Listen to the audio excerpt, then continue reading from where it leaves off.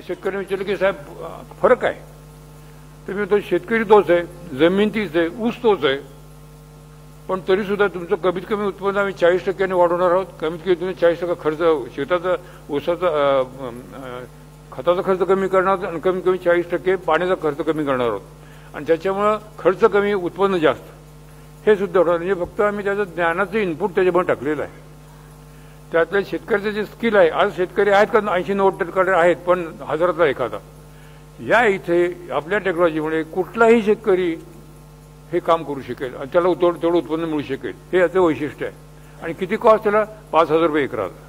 कुठलाही शेतकरी नाही म्हणू शकत नाही की मला हे परवडत नाही म्हणून. तर शेती क्षेत्रामध्ये क्रांती घडवणारं हे प्रदर्शन तुम्हाला 21 जानेवारीपर्यंत बघता येणार आहे. यानंतर आता बातमी आहे पुण्यातून एका अपघातासंदर्भातली. पुण्याच्या चाकण शिक्रापूर रस्त्यावर भीषण अपघात झाला आणि एका कंटेनरने जवळपास 20 ते 25 वाहनांना धडक दिलेली आहे. या अपघातामध्ये 2 महिला आणि 1 मुलगा गंभीर जखमी झाला असून 1 जण किरकोळ जखमी झालाय. दरम्यान कंटेनर चालकाला स्थानिक नागरिकांनी बेदम चोप दिलाय. चालकाची प्रकृती चिंताजनक असून त्याच्यावर ससून रुग्णालयामध्ये उपचार सुरू आहेत. कंटेनरने धडक देत असतानाची दृश्य आपण बघतोय. भला मोठा कंटेनर मागच्या बाजूने आला आणि जवळपास 20 ते 25 वाहनांना त्याने धडक दिली. यामध्ये 2 महिला आणि 1 मुलगा गंभीर जखमी झाले असून एकावर उपचार सुरू आहे. याची प्रकृती सध्या नाजूक आहे. चाकण शिक्रापूर रस्त्यावरचा हा अपघात आहे. दरम्यान कंटेनर चालकाला चांगला चोप या सर्व स्थानिकांनी दिलेला आहे.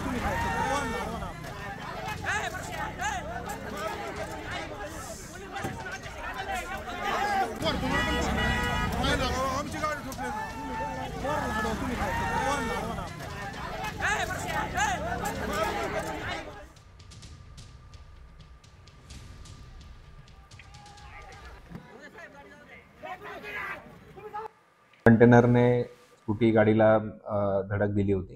त्याच्यावरती 3 महिला होत्या. त्यापैकी जी 11 वर्षाची मुलगी आहे तिच्या पायावरनं चाक गेल्या अशी शंका आहे. ती पायाला मेजर इंजुरी आहे. ही माहिती मिळाल्यानंतर चाकण पोलीस स्टेशनकडील जे अधिकारी आणि स्टाफ आहे त्यांनी त्या गाडीचा पाठलाग करण्याचा प्रयत्न केला आणि चाकण शिक्रापूर रोडवरती जो साधारणतः 25-30 किलोमीटरचं अंतर आहे 5 ते 6 ठिकाणी या गाडीला थांबवण्याचा प्रयत्न केला. त्या दरम्यान या वाहन चालकाने अतिशय वेगात गाडी चालवून साधारणतः 6 ते 7 वाहनांना धडक दिली. आता बातमी आहे बुलढाण्यातून.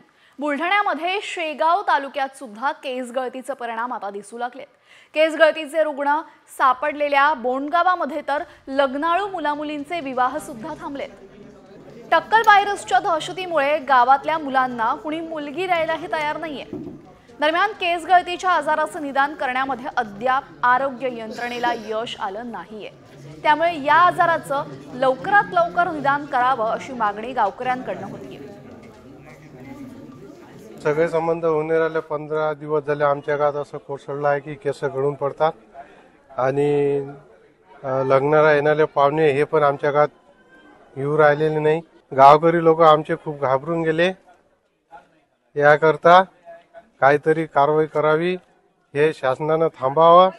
सगळ्या गोष्टी याच्यावर निवारण करावे.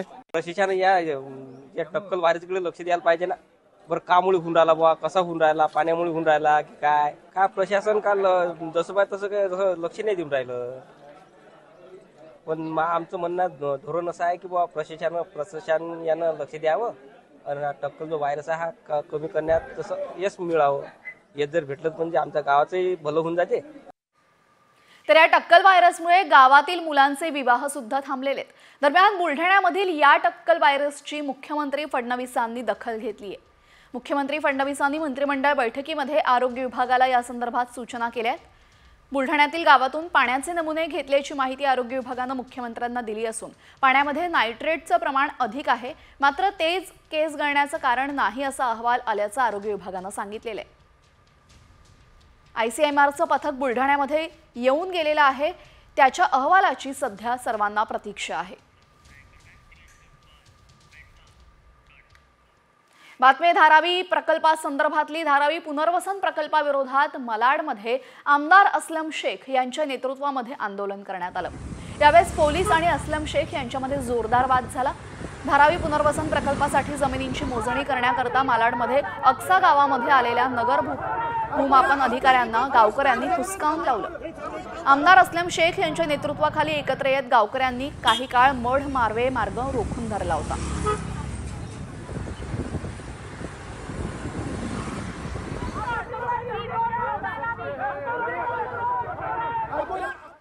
नेते आणि मंत्र्यांच्या सुरक्षिततेसाठी बॉडीगार्ड आणि पोलीस तैनात असतात, मात्र बॉडीगार्ड आणि पोलिसांमध्ये जुंपल्याचं चित्र आज बघायला मिळालं। मुक्तागिरी बंगल्यावर गुलाबराव पाटलांचा बॉडीगार्ड आणि पोलीस एकमेकांमध्ये भिडले। उपमुख्यमंत्री एकनाथ शिंदेंनी आज मुक्तागिरी बंगल्यावर बैठक बोलावली होती आणि ही बैठक संपल्यानंतर सर्व नेते मंडळी बंगल्याबाहेर पडत होते, तेव्हा गुलाबराव पाटलांचा बॉडीगार्ड गेटवरील लोकांना बाजूला करत होता आणि त्याच दरम्यान बॉडीगार्डचा हात एका पोलीस कर्मचाऱ्याला लागला। तर हा हात लागल्यामुळे पोलीस कर्मचारी भडकला आणि यावरूनच पोलीस कर्मचारी आणि बॉडीगार्डमध्ये झटापट झाल्याचं पाहायला मिळालं। दरम्यान हा सर्व प्रकार मंत्री गुलाबराव पाटलांच्या समोरच झालाय। आता बातमी आहे अजित पवारांच्या राष्ट्रवादी संदर्भातली। अजित पवारांच्या राष्ट्रवादीमध्ये फेरबदल होणार आहेत। राष्ट्रवादीच्या राष्ट्रीय आणि राज्य पातळीवरील कार्यकारिणी तसंच पदांमध्ये काही बदल होतील। 18 आणि 19 जानेवारीला राष्ट्रवादीचं शिर्डीमध्ये शिबिर होणार आहे आणि या शिबिरामध्ये राष्ट्रवादीच्या बदल्यांवर शिक्कामोर्तब होईल।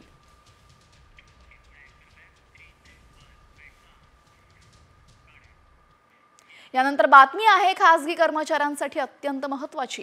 एप्रिल महिना जसा जवळ येतो तसं सर्व कर्मचाऱ्यांना ओढ लागते ती पगारवाढीची। वर्षभर केलेल्या कामाचं फलित म्हणजेच पगारवाढ यंदा किती असेल या संदर्भात एक अहवाल समोर आलाय। पाहुयात याच वरचा हा स्पेशल रिपोर्ट। खासगी क्षेत्रातील कर्मचाऱ्यांसाठी खुशखबर। यंदा कर्मचाऱ्यांना मिळणार 9.4% पगारवाढ। ऑटोमोबाईल क्षेत्रात सर्वाधिक 10% पगारवाढ। खासगी क्षेत्रातील कर्मचाऱ्यांना गेल्या 5 वर्षांमध्ये समाधानकारक वेतनवाढ मिळत असल्याचं चित्र आहे आणि यंदा म्हणजेच 2025 मध्येही खासगी कर्मचाऱ्यांना चांगली वेतनवाढ मिळेल असा अंदाज मनुष्यबळ सल्ला संस्था मर्सरने सर्वेक्षणात मांडलेला आहे। यावर्षी खासगी क्षेत्रातील कर्मचाऱ्यांना 9.4% पगारवाढ मिळणार असल्याचा अंदाज आहे। तंत्रज्ञान, गृहोपयोगी वस्तू, वित्तीय सेवा, ऑटोमोटिव्ह, अभियांत्रिकी, सेवा क्षेत्र अशा विविध क्षेत्रातील साधारणतः 1550हून अधिक कंपन्यांनी या सर्वेक्षणामध्ये सहभाग नोंदवला होता आणि या सर्वेक्षणाच्या अहवालात नक्की काय म्हटलेलं आहे पाहूयात। गेल्या 5 वर्षांमध्ये साधारण 8% पगारवाढ होतीये। 2025 मध्ये 9.4% पगारवाढीचा अंदाज आहे। ऑटोमोबाईल क्षेत्रामध्ये सर्वाधिक 10% पगारवाढीचा अंदाज। मेक इन इंडिया या उपक्रमामुळे ऑटोमोबाईल क्षेत्रामध्ये सर्वाधिक वाढ। 2025 मध्ये 37% संस्था कर्मचाऱ्यांची संख्या वाढवणार आहेत, तर कर्मचारी कपात 11.9%वर स्थिर राहणार आहे। पगारवाढीसोबतच अनेक कंपन्या नवीन कर्मचारी रुजू करून घेण्याच्या तयारीत आहेत। नवीन कर्मचाऱ्यांमध्ये सुद्धा कंपन्या फ्रेशर्सना सर्वाधिक पसंती देत आहेत आणि फ्रेशर्सना आकर्षित करण्यासाठी कंपनी नक्की काय करते पाहूयात। गुणवत्तेच्या आधारावर घसघशीत पॅकेज, उत्तम प्रशिक्षण, अपस्किलिंगसाठी प्रोत्साहन, प्रभावी कामासाठी वाढीव वेतन। त्यामुळे आता नव्या कर्मचारी भरतीसह जुन्या कर्मचाऱ्यांना चांगली पगारवाढ असेल असं चित्र मनुष्यबळ सल्लागार संस्था अर्थात मर्सरने केलेल्या सर्वेक्षणात दिसतंय। त्यामुळे यंदाचं वर्ष खासगी क्षेत्रात काम करणाऱ्यांसाठी आर्थिकदृष्ट्या समाधानकारक असेल अशी अपेक्षा आहे। ब्युरो रिपोर्ट, साम टीव्ही। यानंतर आता बातमी आहे उल्हासनगरमधून। उल्हासनगरमध्ये गाडी पार्किंगवरून झालेल्या वादामध्ये एका कुटुंबाला गुंडांकडनं मारहाण केल्याचा आरोप समोर आला। दरम्यान मारहाण पाहणाऱ्या वृद्धाचा हार्ट अटॅकनं मृत्यू झाल्याचा आरोप केला जातोय। या संपूर्ण घटनेचा सीसीटीव्ही आता समोर आला असून या प्रकरणी चुकीचे गुन्हे दाखल केल्याचा आरोप पीडित कुटुंबाकडनं करण्यात आलाय।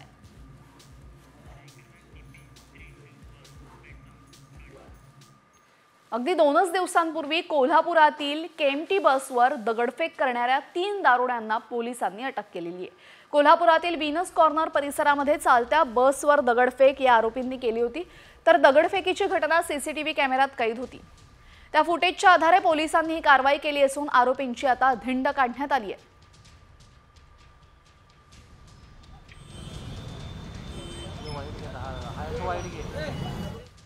यानंतर बातमी आहे नंदुरबारमधून अत्यंत धक्कादायक.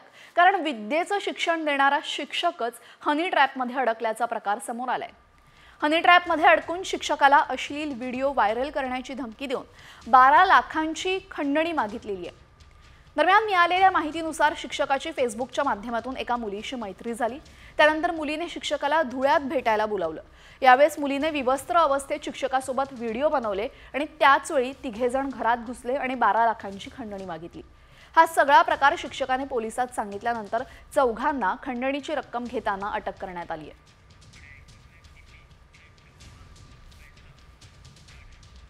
यानंतर बातमी आहे माधुरी दीक्षित संदर्भात. धगधग गर्ल माधुरी दीक्षितने संक्रांतीच्या मुहूर्तावर नवीन आलिशान सुपर कार खरेदी केली आहे. सध्या माधुरीच्या या कारची प्रचंड चर्चा होती. माधुरी दीक्षित आणि तिचे पती श्रीराम नेने यांनी फेरारी 296 GT ही महागडी आलिशान कार खरेदी केली आहे, ज्याची किंमत ऐकून तुम्ही चाट पडाल. कारण या कारची किंमत 6 कोटींपेक्षाही जास्त आहे. माधुरीने फेरारी खरेदी केल्याचा व्हिडिओ सध्या व्हायरल होत असून माधुरीकडे आधीच स्पोर्ट्स कार पासून ते मर्सिडीज पर्यंत सर्व प्रकारच्या कार आहेत. माधुरीकडे कोणकोणत्या कार आहेत आपण पाहतोय आता. फेरारी 296 GT ही कार तिनं खरेदी केलेली आहे. यासोबतच मर्सिडीज मेबॅक S560,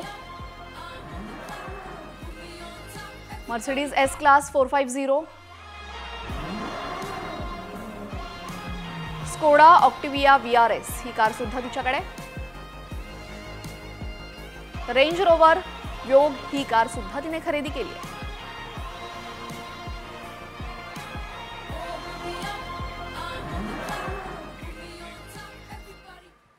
प्रयागराजमध्ये महाकुंभ मेळावा संपन्न होतोय आणि पाहुयात आज दिवसभरात घडलेल्या महाकुंभ मेळ्यातल्या सर्व महत्त्वाच्या बातम्या.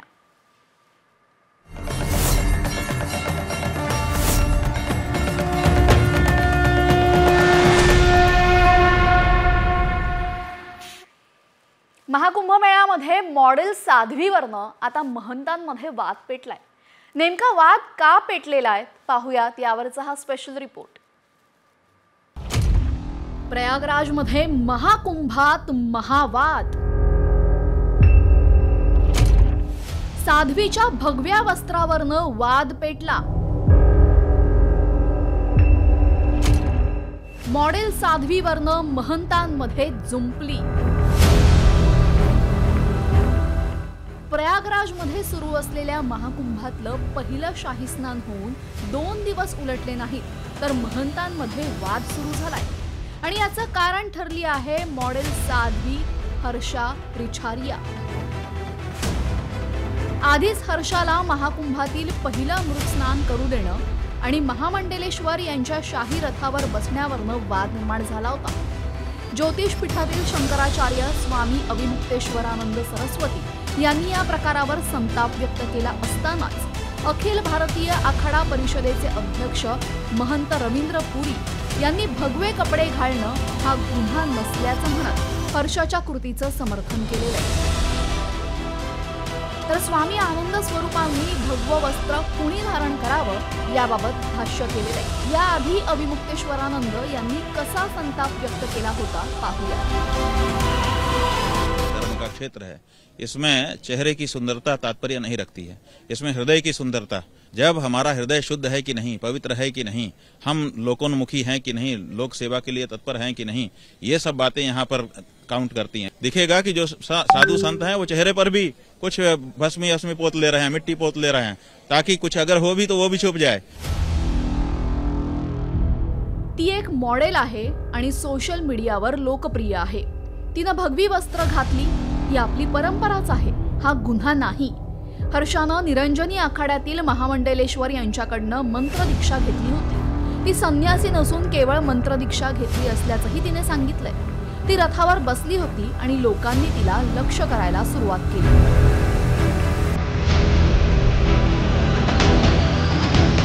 हर्षा रिछारिया निरंजनी आखाड्याचे महामंडलेश्वर कैलाशानंद महाराज यांची शिष्य आहे। मध्य प्रदेशातील भोपाळमधील हर्षा सोशल मीडिया इन्फ्लुएन्सर। तिचे अनेक व्हिडिओ व्हायरल झाले। एका रात्रीत हर्षाचे फॉलोअर्स वाढले। अध्यात्माच्या आवडीमुळे हर्षा कुंभमेळ्यामध्ये सहभागी झाली। याबाबत स्वतः हर्षाने सुद्धा स्पष्टीकरण दिले, मात्र तरीही तिच्यामुळे आता कुंभमेळ्यामध्ये वाद उफाळलाय। याबाबत स्वामी आनंद स्वरूप म्हणतात,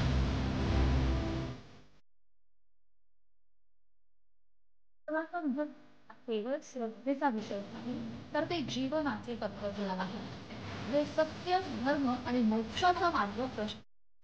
तर कुंभमेळ्यामध्ये आपल्या वेगळेपणामुळे अनेक साधू संत महंत लक्ष वेधून घेत आहेत। त्यातच आता कबूतर बाबांनी सुद्धा यामध्ये लक्ष वेधून घेतलंय। गेल्या 9 वर्षांपासून एक कबूतर या बाबांच्या डोक्यावर घरटं करू नये, या कबूतर बाबांची सध्या सोशल मीडियावर जोरदार चर्चा सुरू आहे। महंत राजापुरी महाराज असं या कबूतर बाबांचं नाव असून ते राजस्थानच्या चित्तोडगडचे असून जुना आखाड्याचे महंत आहेत। अनेक भाविक या कबूतर बाबांचं दर्शन आणि आशीर्वाद घेण्यासाठी गर्दी करतायत। दरम्यान प्राणी सेवा हाच मोठा धर्म असल्याचं या बाबांचं म्हणणं आहे।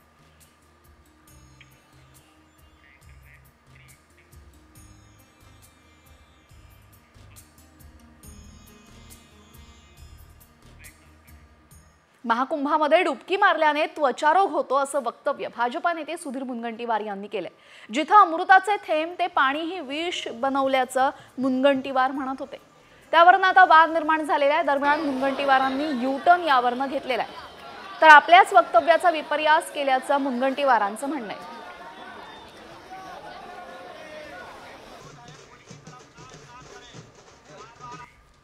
आप जानते हो कि महाकुंभ 144 साल के बाद प्रयाग में हो रहा है। ये सुनकर ही कांटे आते हैं कि वहां पे डुबकी लगाने के बाद स्किन डिसीज हो रहा है, रामतेरी गंगा मैली, ये हमें सुनना पड़ रहा है, देखना पड़ रहा है। सही तो ये कुंभ होने के 50 कारण होंगे कि अमृत का बूंद वहां गिरा, उस अमृत को भी हमने जहर बना दिया।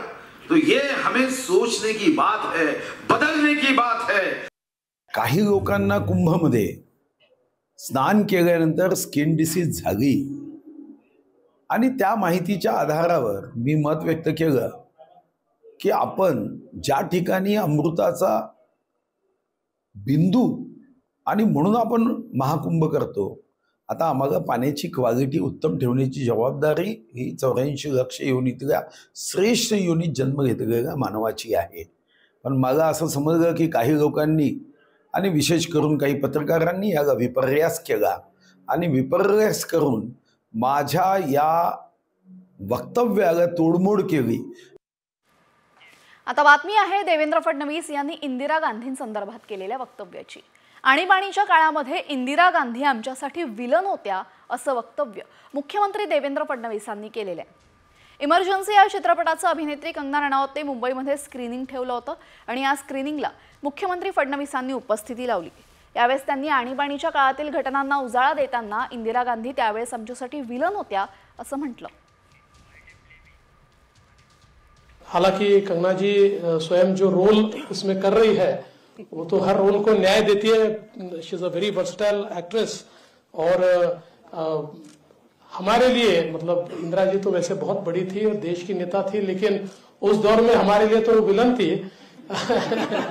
लेकिन ठीक है, हर दौर की अपनी बात होती है। इंदिरा जी ने भी देश के लिए अच्छा काम किया है, पर मुझे लगता है कि इमरजेंसी ये निश्चित रूप से हमारे देश के इतिहास में एक बहुत ही काली इस प्रकार की रात है।